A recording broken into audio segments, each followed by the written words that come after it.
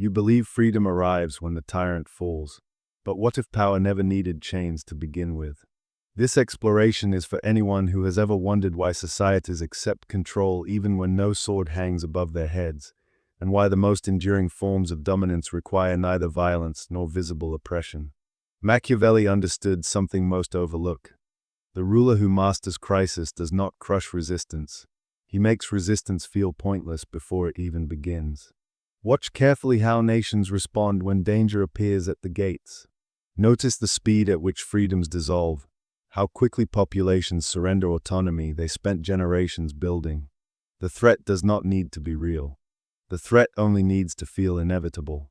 A skilled prince does not govern through constant force because force exhausts itself, breeds resentment, and requires endless resources.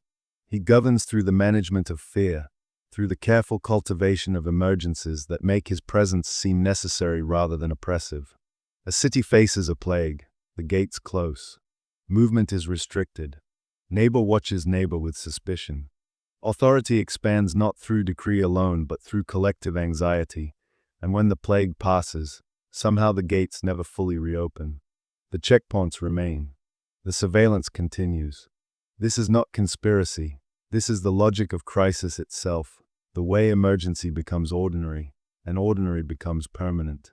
By the end of this examination, you will see how power sustains itself not through the barrel of a gun but through the constant invocation of danger, how leaders engineer consent by positioning themselves as the only barrier between you and chaos, and why the most sophisticated control systems operate by convincing you that control is protection. You will recognize the patterns that turn temporary measures into permanent institutions, and understand why populations often defend the very structures that diminish them. Machiavelli wrote that the wise prince appears merciful, faithful, humane, and religious, but he must be ready to act contrary to these virtues when necessity demands. The real reason for the emergency is rarely what the leader claims. The crisis that lets a leader take control usually helps him stay in control. When people think enemies are coming, they watch the borders instead of watching what their leader does, and they feel thankful instead of asking questions. Consider how a leader inherits a stable state and finds himself constrained by laws, traditions, and the expectations of peace. His power exists but remains checked, balanced by institutions that limit arbitrary action. Then crisis arrives, invasion threatens, economic collapse looms, disease spreads, and internal enemies conspire. Suddenly the constraints feel dangerous. Suddenly the careful deliberation of normal governance seems inadequate. The population does not demand tyranny, but it does demand action, protection, and results. And in that demand lies the opening. The prince who seizes this moment does not announce his expansion of power as conquest. He frames it as reluctant necessity, as a burden rather than an ambition. He takes emergency measures with visible hesitation, sighs dramatically about the weight of responsibility, speaks constantly of temporary sacrifice for collective survival. The genius lies not in the grab for power, but in making that grab appear as selfless duty. The people accept restrictions they would have violently opposed in peacetime because crisis reframes the equation entirely. History offers endless examples. Rome granted dictatorial powers during military emergencies, powers meant to dissolve once danger passed. Yet notice how often the emergency extended, how threats multiplied, and how the temporary became entrenched. The Senate did not lose power through a single coup but through 1,000 small surrenders, each one justified by circumstances that seemed to demand an extraordinary response. By the time citizens recognized the pattern had already solidified into structure. Machiavelli observed that men judge more by their eyes than by their hands, for everyone can see, but few can feel. This means perception matters more than reality. If the population perceives a threat, the actual threat becomes irrelevant. If they perceive their leader as a protector, his actions receive interpretations unavailable to ordinary rulers. The same surveillance that would spark outrage in peacetime becomes accepted monitoring in crisis. The same restrictions that would trigger resistance become welcome security measures. The modern world offers no shortage of examples. Nations enact emergency laws during wartime that somehow survive decades after peace arrives. Financial crises justify government interventions that permanently alter economic relationships. Health emergencies create surveillance infrastructures that persist long after disease fades. Each crisis leaves residue. Each emergency deposits new powers that authority never fully relinquishes. But the deeper mechanism runs beneath these surface observations. Power sustained through crisis narrative operates on a psychological level that bypasses rational objection. When you feel afraid, your brain prioritizes immediate safety over abstract principles. Liberty matters deeply to you in the abstract, but when threat feels imminent, liberty becomes negotiable. This is not weakness, this is human survival instinct, the ancient circuitry that kept your ancestors alive when predators stalked the darkness. The problem arrives when leaders understand this circuitry better than you do. A prince skilled in crisis management does not wait for disasters to occur. He highlights them, amplifies them, and occasionally manufactures them. This does not always mean creating false threats, though history contains those examples too. More often it means taking real problems and inflating their scale, collapsing their timeline, and removing their context. A distant conflict becomes an imminent invasion. Economic turbulence becomes apocalyptic collapse. The technique lies not in inventing danger, but in stripping away the context that might allow calm assessment. Watch how this works in practice. A leader announces a threat, a foreign power, an internal enemy, or an economic danger. Media amplifies the message. Experts appear who confirm the seriousness. Statistics emerge, carefully selected to paint the darkest picture. Opposing voices get framed not as offering alternative analysis, but as dangerous denial, as complicity with the threat itself. Soon questioning the crisis feels like enabling the crisis. Soon skepticism reads as treason. The population enters a state Machiavelli would recognize instantly. They become dependent on the prince not just for governance but for interpretation of reality itself. You no longer trust your own eyes when they contradict the official narrative because the stakes feel too high for error. If the threat is as serious as described, doubting it seems reckless. If the threat is exaggerated, you have no way to verify that without access to information controlled by the same authority claiming emergency.